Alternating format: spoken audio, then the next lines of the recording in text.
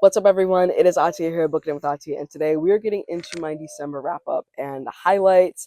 So I will be talking about everything that not talking about, but I will be telling you everything that I read in the month of December, as well as sharing my stats and giving you my thoughts on some of the books that stood out to me. And as always, like with all of my other wrap ups, we're going to be starting with just a rundown of everything that I read and the star rating. Starting with Claimed by the Forest Reaper by S. Alexander, 4 stars. Our Vicious Oaths by N.E. Davenport, 4.25 stars. The Mind Electric by Priya Anand, 5 stars. The Dark Maestro by Brendan Slocum, 4.5 stars. Holiday Love with the Brooklyn Plug by Talia, 3.25 stars. Celestial Bodies, The Sun Serpent's Daughter by R.A. Moreau, 3.75 stars. Six in the City by Gray Huffington, 4 stars. Palaver by Brian Washington, 4.25 stars. Cat Plus Gamer Volume 8, 5 stars. The King's Beast Volume 5, 4 stars. An Unlikely Coven by A.M. Kavitya, 4.5 stars. Love in the Big City by Sang Young Park, 4 stars. The Day You Begin by Jacqueline Woodson, 5 stars. The Dream Hotel by Leila Lalami, 4.5 stars. Air by Saba Tahir, 4.75 stars. Rebel of Fire and Flight by Anissa Marufu, 3 stars. Chain Gang All Stars by Nana Kwame Ajay Brenya, 5 stars. I Medusa by Ayana Gray, 3.5 stars. Wild Blood by Lauren Blackwood, 3.5 stars. I DNF'd A Tropical Rebel Gets the Duke by Adriana Herrera. Death in Dingguan by Mia P. Manansala, 4 stars. The Smoke That Thunders by Erhu Kome, 4 stars. The Fortunes of Jaded Women by Carolyn Hung, 4 stars. DNF'd Living Legends by Ali Shante. Why Does Everything Have to Be About Race by Keith Boykin, 4 stars. Sisters in the Wind by Angeline Bowley, 5 stars. Nick Blake in the Remarkables, The Book of Anansi by Angie Thomas, 4.25 stars. A Witch's Guide to Magical Innkeeping by Sangu Mandana, 4.5 stars. I DNF'd These Memories Do Not Belong to Us. The Ancient Magus' Bride, Volume 20, 3 stars. And rounding it off with The King's Beast, Volume 6, 4.5 stars. And in terms of stats, that was a total of 31 books. I had 28 finishes and 3 DNFs. I read a total of 3,958 pages and listened to 55.58 hours of audiobook. 8 of the books I read were ARCs, 5 were indie published, 12 of them were 2025 releases, 6 were from my physical owned backlist, and my average star rating was 4.18. Getting into some highlights, there are 3 that I'm going to talk about. The first one being The Mind Electric by Priya Anand. This is an exploration of neurology and culture's relationship and the wildness of our brain that I just found so absolutely invigorating and interesting. She blends cultural nuance and personal anecdotes with scientific history and real life examples in a way that was just masterfully done. Anand paints vivid pictures of wonder and mystery of our brain and also just us as human beings. The subject matter definitely runs the risk of being daunting, but Anand does an excellent job of being both succinct and thorough in her explanations. And the patient stories, the fables, and the history are impressively folded together to make it this complete work that feels not like a science textbook, but also very rooted in reality and in the etherealness of our brains. It was an engaging read that I definitely kept wanting to come back to, and it was beautifully researched and expertly written. And like I said, I gave it 5 stars. The second book that was a highlight for me during the month of December was Air by Saba Tahir.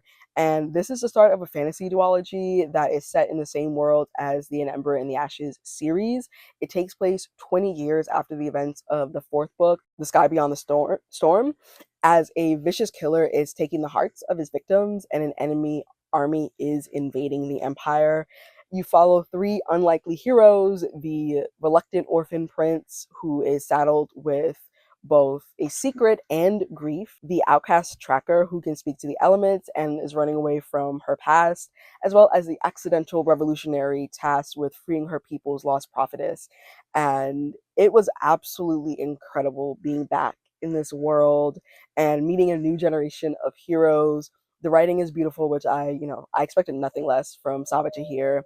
It's lush, it's descriptive, it's mesmerizing, and Tahir is definitely a multifaceted writer, knowing how to craft well-paced action scenes, tender character beats, and like sneaky little clues that, you know, slide in there. And if you don't know what you're looking for, they definitely go over your head. But once you hit certain points, you're like, oh, okay, I understand and I see like why that was done the way it was. There were no dry spots in this book, and the last 150 pages especially is a wild ride with several moments where my jaw just like dropped. I was locked in, and I gave Air by Sabaa Tahir 4.75 stars. The final book is going to be Chain Gang All Stars, which I finally read in December, and this is a dystopian near future book where people who are in prison, part of the industrial prison complex, they are given the option of fighting for their freedom, gladiator style, like in the Colosseum. And we follow Thurwar,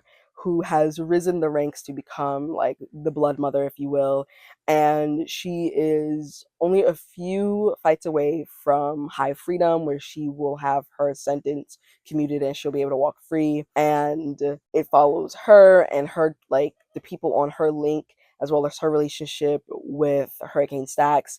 And just also there's multiple POVs that show like the outside world and how things are coming together and how everything is essentially on a crash course. It is a beautiful book that looks at our humanity or lack of humanity as humans sometimes.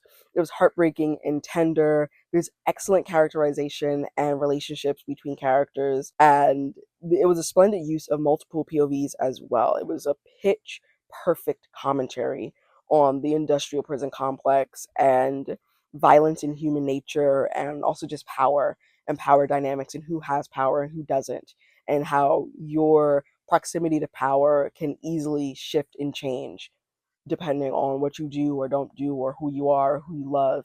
And I gave this book 5 stars, absolutely excellent, and I highly recommend it. But yeah, that is what I read during the month of December, as well as some stats and some highlights.